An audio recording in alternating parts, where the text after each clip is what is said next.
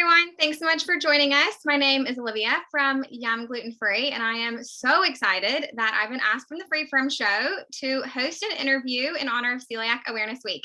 So today we are speaking to Kristina. You'll find her on Instagram, Celiac Disease Dietitian, and we're going to talk about her diagnosis, her family life, and working as a dietitian. So thanks so much for coming along, Kristina.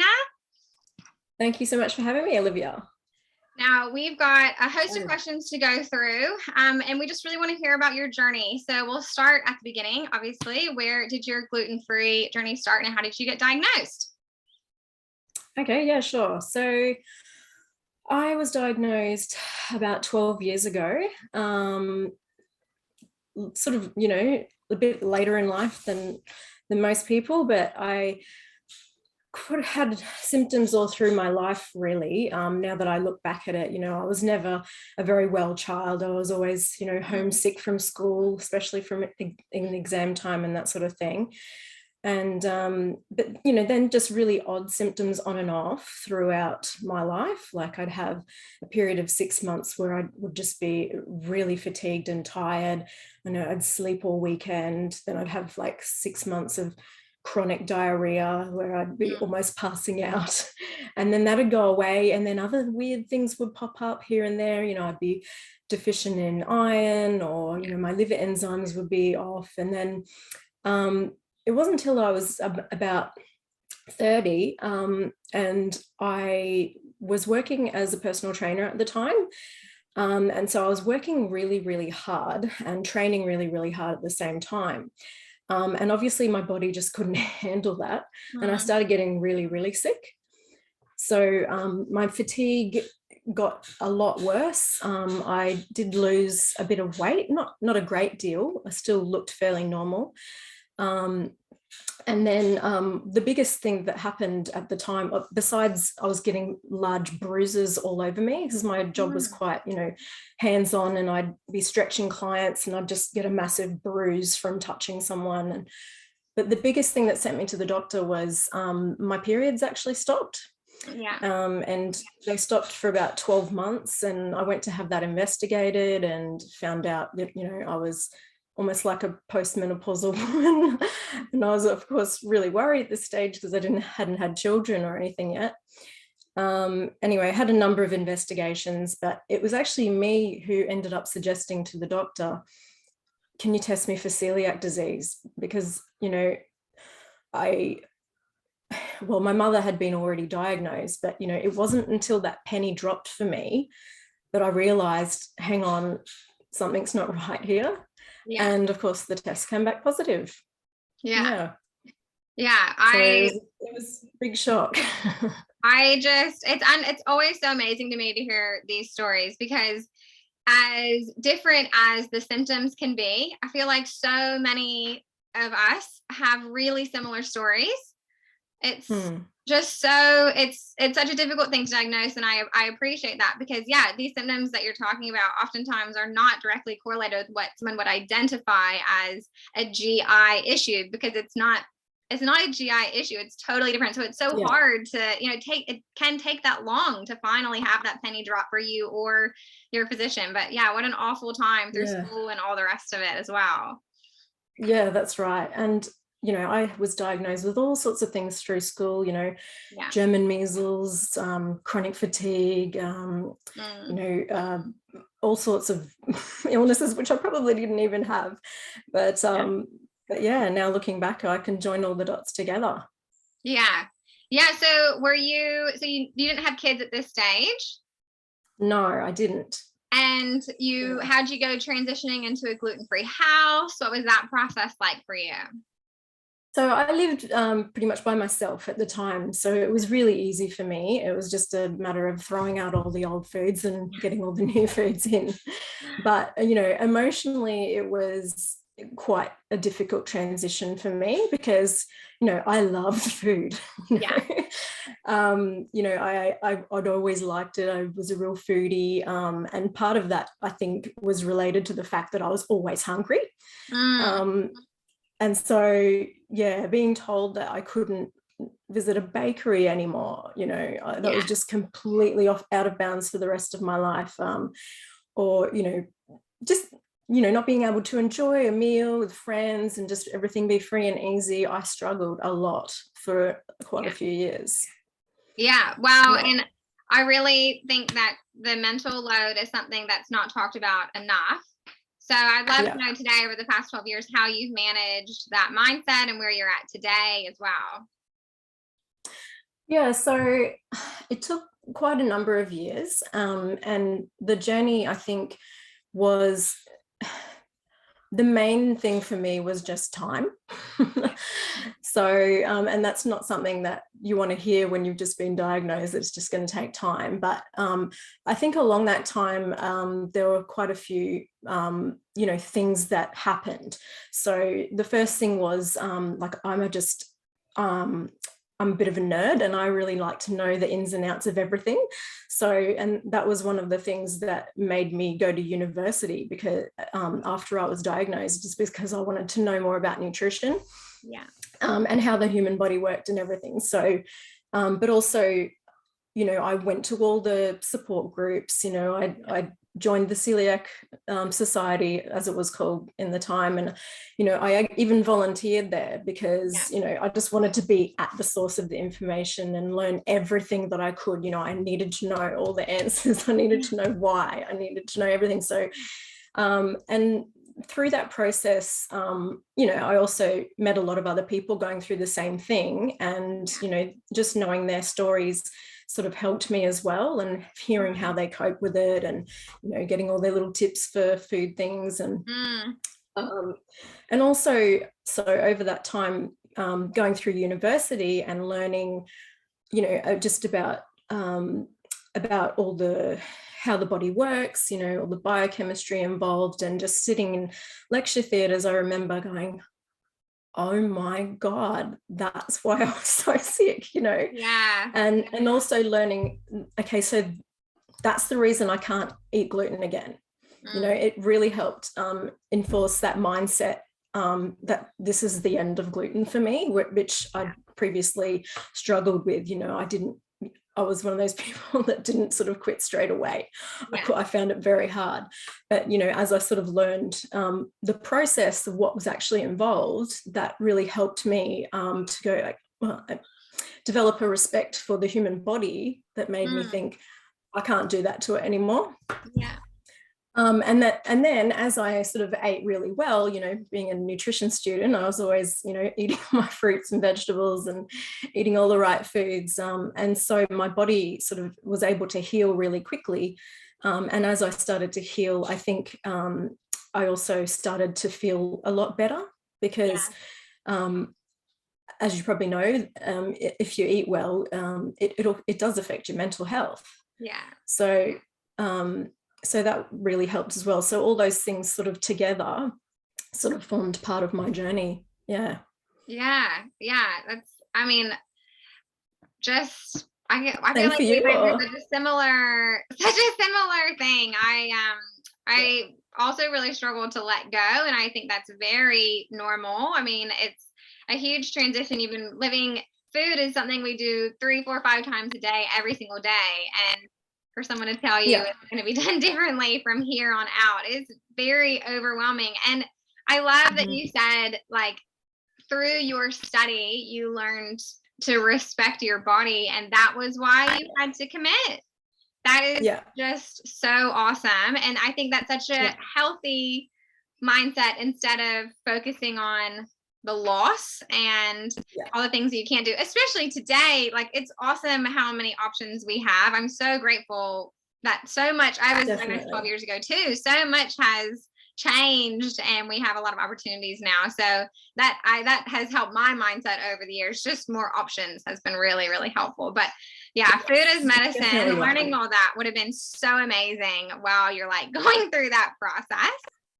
It really did help. It really did. And then now to be able to pass that information, I was just going to say, to be able to pass that information on to others has been really helpful as a dietitian as well. Well, I was just about to ask, and how have you, like, doing that transition with your own health, finishing your degree, and now as a practicing dietitian, what's that been like for you?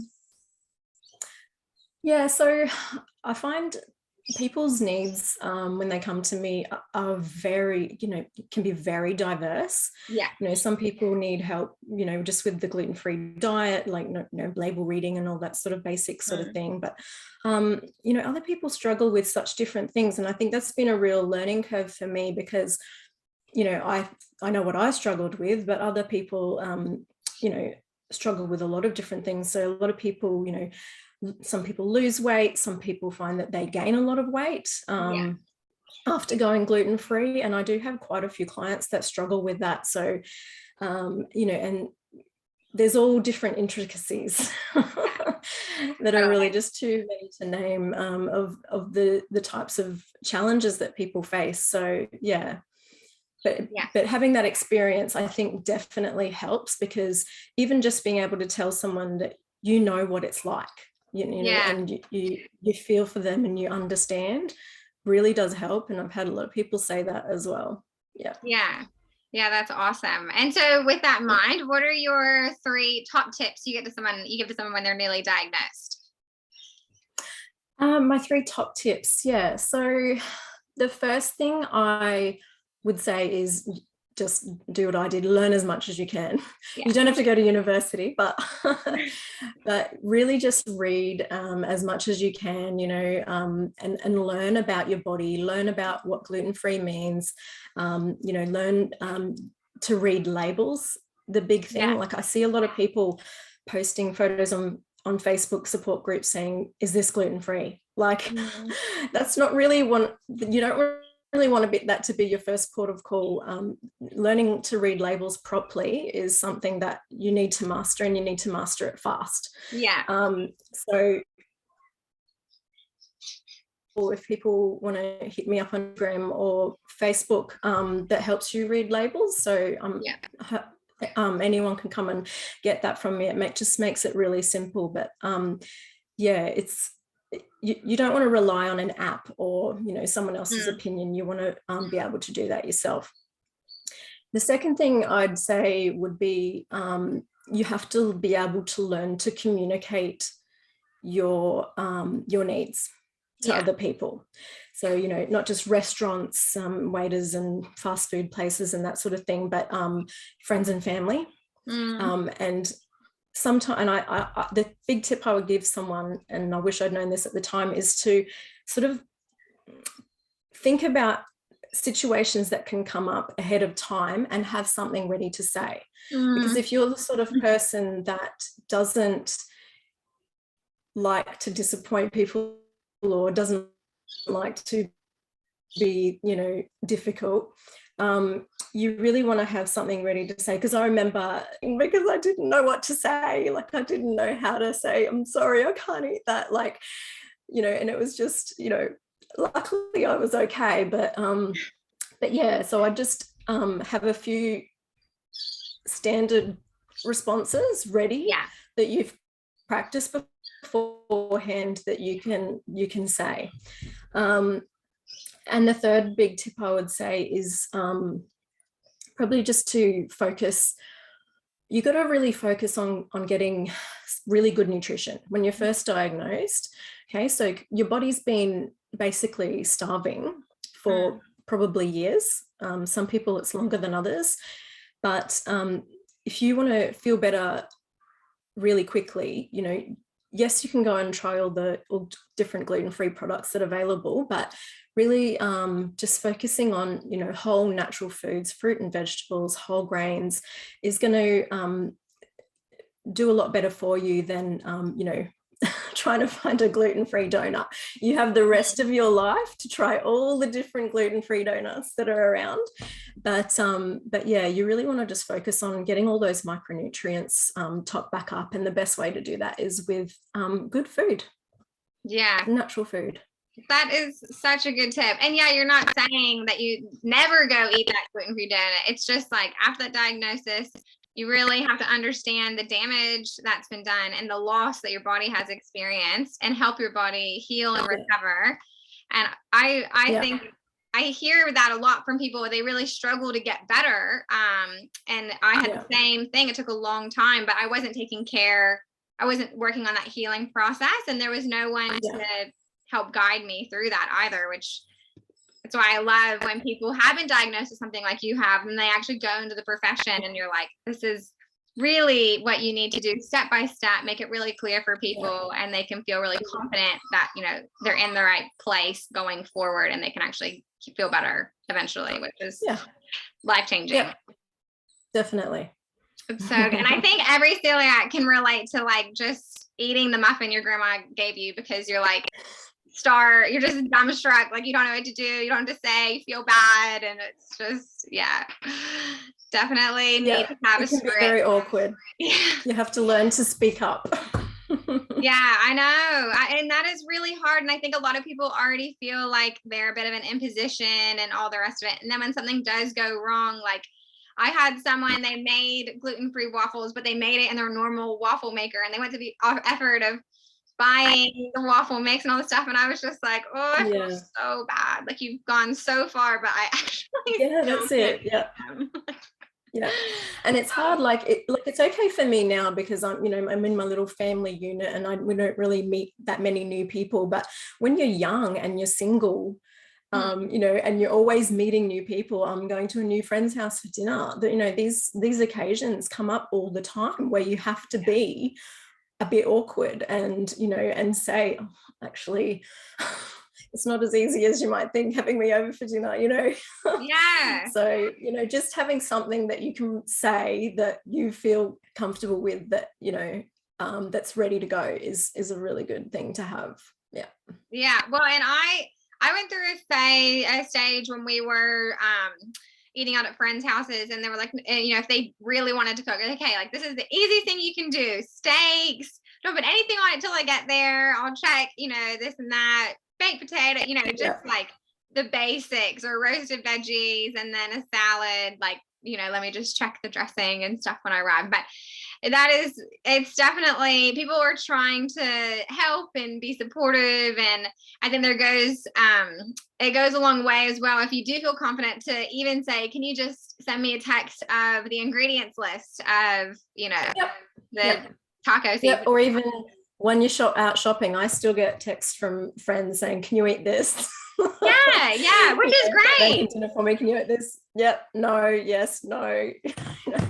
I've even tried to give them a little mini label reading session, but they're like, oh no, I'll just text you the photo. I'm fine with that. I actually love that. I love when friends feel that you're close enough that they can just ask, and they don't feel like they're being the imposition kind of thing, the shoes on the other foot a bit, and it's really good. That's the thing with most friends, it's fine, but it's when you come across a new person that it just gets a little awkward, back to the awkward phase again, but you'll get there. But you get there.